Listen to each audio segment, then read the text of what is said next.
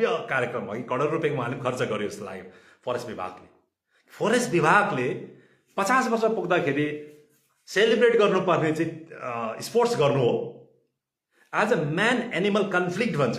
जंगली जनावरले दुःख दिएर खेतीपाती गर्न नसकेर कृषकहरूको बेहाल छ, त्यो माथि चर्चा गर्नुहोस्। 50 साल अगाडि खेती कति हुन्थ्यो, 50 साल पछाडि चाहिँ जंगली जनावरको कारणले गर्दाखेरि खेती घट्यो कि हाम्रो ल्यान्डको उर्वरा शक्ति फर्टिलिटी घट्यो कि सोइल इरोजन हुँदैछ कि यसमा रिसर्च गर्नुहोस् न, यसमा पेपर्सहरु हामीले प्रड्युस गर्नुहोस् न। वाइल्ड एनिमल कति इन्क्रिज भयो, जंगलमा खाने वाइल्ड एनिमल्सलाई व्यवस्था कति 50 साल भित्रमा म्यानेज गर्नुभयो, त्यो विषयमा रिसर्च गर्नुहोस् न।